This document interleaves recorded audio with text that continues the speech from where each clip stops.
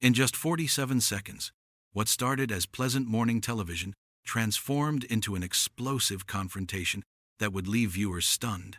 A Hollywood duchess, humiliated, and one of Britain's most beloved presenters, standing her ground against royal manipulation.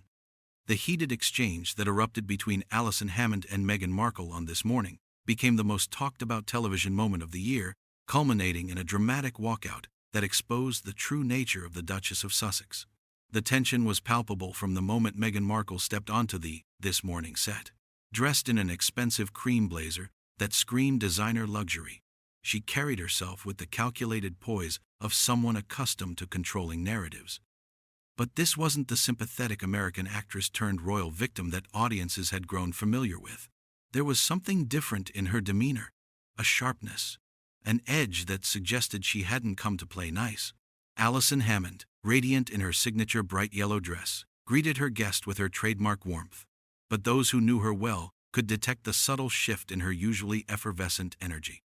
The seasoned presenter had done her homework, and unlike many of Meghan's previous softball interviews, this one promised to dig deeper than surface-level pleasantries about charitable work and cookbook releases. "Meghan, lovely to have you back on British television," Alison began, her smile genuine but her eyes alert. "It's been quite a journey since we last saw you on these shores." Meghan's response came with a practiced laugh, the kind that had been rehearsed in media training sessions. "Oh, Alison, it's wonderful to be back. Though I have to say, the energy feels different now. More honest, somehow." The comment landed with deliberate ambiguity, and Alison's eyebrows raised slightly. Anyone familiar with Meghan's pattern of veiled criticisms would recognize the setup, the subtle suggestion that previous interactions had been somehow inauthentic or constrained. "Honest is good," Alison replied, settling back in her chair with the confidence of someone who'd interviewed everyone from A-list celebrities to prime ministers. "Speaking of honesty, your Netflix series created quite a stir. Some viewers felt there were contradictions between what you said there and previous statements. How do you respond to those concerns?" The question hit its mark immediately. Meghan's smile flickered for just a fraction of a second, barely perceptible to casual viewers, but glaringly obvious to anyone watching closely. Her media-trained composure remained intact, but there was a tightening around her eyes that suggested the friendly chat was about to take a different direction. "Well, Alison, I think what people sometimes forget is that my truth, our truth as a family, has remained consistent throughout. Sometimes the media likes to twist narratives to create drama where none exists." Meghan's voice carried that familiar tone of wounded dignity that had become her signature deflection technique. But Alison Hammond hadn't built her reputation by allowing guests to control the narrative with vague non-answers.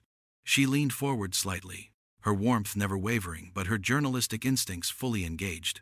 "But Meghan, I'm talking about specific inconsistencies. For instance, in your Oprah interview, you mentioned not knowing much about the royal family before meeting Harry. Yet there are photos of you at Buckingham Palace as a tourist, and friends have mentioned you were quite interested in royal history. How do you reconcile that?" The studio fell unusually quiet. Even the camera operators seemed to sense the shift in atmosphere. Meghan's perfectly manicured fingers tightened imperceptibly around her water glass, and for a moment, the mask of serene victimhood slipped just enough to reveal something sharper underneath. "I think," Meghan said, her voice taking on a cooler tone, "that there's a difference between casual interest and truly understanding what you're walking into. The institution is very different from the fairy tale people imagine." "Of course," Alison nodded. "But surely visiting Buckingham Palace suggests more than casual interest? And didn't you have Princess Diana memorabilia in your LA home?" The questions were delivered with Alison's characteristic gentleness, but they were landing like precision strikes. Meghan's media training had prepared her for softball questions about her humanitarian work and lifestyle brand. Not this level of detailed scrutiny from someone who'd clearly done extensive research. "Alison, I think what's happening here is exactly the kind of interrogation that drove us from the UK in the first place," Meghan replied, her voice carrying the first hint of edge. "I came here to discuss positive projects, not to be cross-examined about every detail of my past statements." The accusation hung in the air like a challenge. Alison's smile never wavered, but there was steel beneath the warmth now. She'd been accused of many things in her career, but avoiding tough questions wasn't one of them. I'm simply asking for clarification, Meghan. Our viewers deserve honest answers, don't they? Especially when public statements seem to contradict each other. What our viewers deserve, Meghan shot back, her composure beginning to crack, is not to see a successful woman of color being torn down by the same media machine that's been targeting me for years. The race card had been played. But Alison Hammond, herself a successful black woman in British media, wasn't about to be silenced by that particular deflection. The air in the studio crackled with tension as both women recognized that the gloves were officially off, and what happened next would define the entire interview. Alison's response came with devastating precision, delivered in her characteristically warm tone that somehow made the words cut even deeper. Meghan, with all due respect, I'm a black woman who's worked in British media for over 2 decades. I've faced real racism, real barriers, and I've never used my ethnicity as a shield against legitimate questions. What you're experiencing right now isn't racism, it's accountability. The words hit like a thunderclap. Meghan's perfectly composed facade cracked visibly, her mouth opening slightly in shock that someone had dared to challenge her narrative so directly. The studio audience, usually respectfully quiet during interviews, could be heard drawing collective breaths. Even the production crew seemed frozen, sensing they were witnessing television history in the making. "How dare you?" Meghan whispered, her voice trembling with barely controlled rage. "How dare you minimize what I've been through?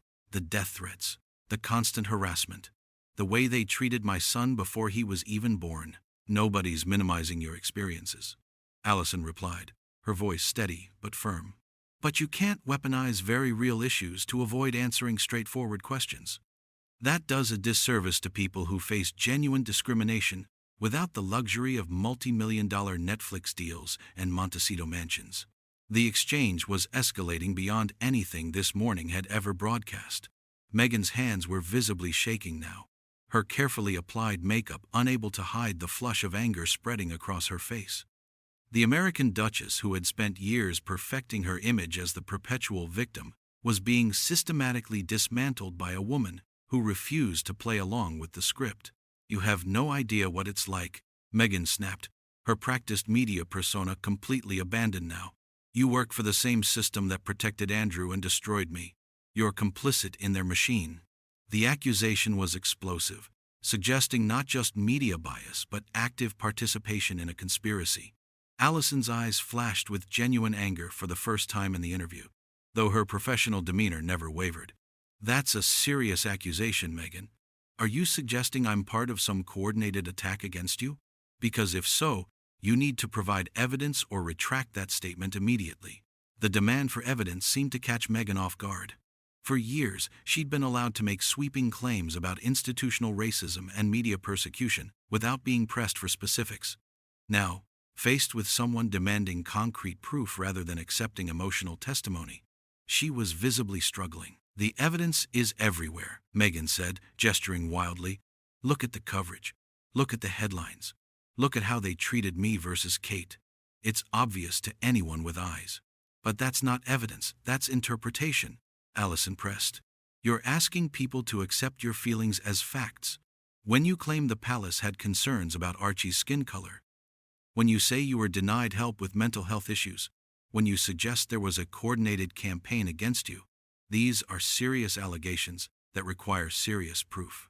The systematic deconstruction was methodical and devastating. Each point Alison raised chipped away at the carefully constructed narrative Meghan had spent years building. The Duchess was being forced to defend her claims with something more substantial than tears and emotional manipulation, and she was failing spectacularly. "This is exactly what they did," Meghan said, her voice rising dangerously. "Question everything. Demand proof of things that were said in private. Gaslight me into thinking my experiences weren't valid. I won't be gaslit by you too." "Nobody's gaslighting you," Alison replied, her patience clearly wearing thin. "I'm asking for the same standard of evidence any journalist would require. If someone makes public accusations about racism and institutional cover-ups, they need to back them up with more than just their word." The confrontation had reached a crescendo that neither woman seemed able to back down from. Meghan's chest was rising and falling rapidly, her composure completely shattered. The woman who had charmed Harry Windsor and convinced millions she was the victim of a cruel system was being exposed as someone who couldn't handle basic scrutiny when her claims were questioned by someone with credibility. Courage. I don't have to prove anything to you, Meghan said, her voice now openly hostile. My truth stands on its own. If you can't see that, then you're part of the problem. The circular logic was stunning in its audacity. Alison shook her head with visible disgust, finally allowing her professional mask to slip enough to show her true feelings about what she was witnessing. Your truth? Meghan, there's no such thing as your truth or my truth. There's just truth. And the truth is that you've made serious allegations without providing serious evidence. And when challenged on that, you resort to accusations of racism and conspiracy theories. The systematic demolition was complete, but Meghan wasn't finished. Her eyes blazed with a fury that suggested she was about to cross a line from which there would be no return, setting up the explosive finale that would end with her dramatic exit. You know what, Alison? Meghan's voice dropped to a dangerous whisper that somehow carried more menace than her previous shouting. You think you're so fucking clever, don't you? Sitting there in your little presenter chair, playing the good soldier for the same institution that would throw you under the bus the moment it suited them. The profanity landed like a bomb in the daytime television setting. Gasps could be heard from the studio audience, and somewhere off camera, a producer could be heard frantically whispering into their headset. But Meghan was beyond caring about broadcasting standards or public decency now.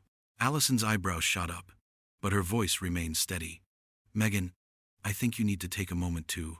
Don't you dare patronize me, Meghan exploded, finally abandoning all pretense of royal composure. You want evidence? Fine. Let me tell you exactly what your precious royal family is really like. Charles is a weak man who let his mother bully him into destroying his son's happiness. William is a jealous, petty little boy who couldn't stand that Harry found someone more interesting than his boring wife. And don't get me started on Kate. Stop right there, Alison interrupted, her own anger finally breaking through her professional demeanor. You can criticize me all you want, but I won't sit here and let you trash people who can't defend themselves on live television. That's not journalism. That's just vindictive gossip. The confrontation had devolved into something unprecedented in British television history. Meghan was completely unhinged now, her carefully crafted image as the dignified Duchess utterly destroyed. Years of playing the victim had culminated in this moment of pure, unadulterated rage when someone finally refused to enable her delusions. They can't defend themselves? Meghan laughed, a harsh sound devoid of any humor. Are you kidding me? They have the entire British establishment, the media, the government, everyone protecting them while they systematically destroyed me and my family. And you're worried about them defending themselves? What I'm worried about, Alison replied, her voice cutting through Meghan's hysteria like a blade, is that millions of people are watching you have a complete breakdown on live television because someone asked you to back up your claims with facts instead of just accepting your word as gospel. The observation was brutal in its accuracy. Meghan looked around the studio as if suddenly remembering where she was, seeing the cameras, the crew, the audience, all staring at her with expressions ranging from shock to disgust. The woman who had spent years carefully controlling her narrative had just destroyed it in spectacular fashion in front of millions of viewers. This is exactly what they wanted, Meghan said, her voice taking on a paranoid edge. They set this up, didn't they? They told you to ambush me, to make me look unstable. This was planned from the beginning. The conspiracy theory was the final nail in the coffin of her credibility. Alison looked at her with something approaching pity now. The same expression one might reserve for someone having a very public mental health crisis. Meghan, nobody set anything up. I asked you standard questions that any competent interviewer would ask. The fact that you couldn't handle basic scrutiny without having a meltdown says more about you than it does about anyone else. Basic scrutiny? Meghan shrieked, her voice cracking with the strain. You've been attacking me from the moment I sat down. This isn't an interview. It's a fucking hit job. The second use of profanity seemed to snap something in the studio atmosphere. The producer's voice could now be clearly heard off camera saying, "We need to wrap this." But neither woman seemed inclined to de-escalate. The only person attacking anyone here is you, Alison said, her patience finally exhausted. You've accused me of racism, conspiracy, complicity in institutional cover-ups. And now you're having a public tantrum because I won't let you rewrite history on my show. This is exactly why people don't believe your victim narrative anymore. The final assessment was devastating in its simplicity and accuracy. Meghan stared at Alison with naked hatred, her chest heaving with rage and humiliation. For a moment, it seemed like she might launch into another tirade, but then something shifted in her expression, a recognition that she had lost completely and spectacularly. "I don't have to sit here and take this abuse," Meghan said, standing abruptly and beginning to fumble with her microphone pack. "This interview is over. Nobody's stopping you from leaving?" Alison replied calmly, making no effort to convince her to stay. "But running away when you can't control the conversation kind of proves my point, doesn't it?" The parting shot was perfectly timed and utterly devastating. Meghan's face flushed with renewed fury as she struggled to remove her microphone, her hands shaking with rage and embarrassment. The technical difficulties only added to her humiliation as the entire studio watched her fumble with the equipment. "This is why Harry and I had to leave," she said, her voice breaking slightly. "People like you, institutions like this, you're all part of the same corrupt system that protects abusers and destroys anyone who threatens your power structure. The only person's power being threatened here is yours," Alison observed with clinical precision. "And frankly, after what we've all witnessed today, I think viewers can make their own judgments about who the real problem is." Finally, managing to remove her microphone, Meghan threw it down on the coffee table with enough force to make the water glasses jump. She grabbed her expensive handbag and turned toward the exit, but couldn't resist one final attempt at having the last word. "You'll regret this," she said, pointing a shaking finger at Alison. "When the truth finally comes out about what really happened, you'll remember this moment and realize you were on the wrong side of history." "The truth did come out," Alison replied quietly.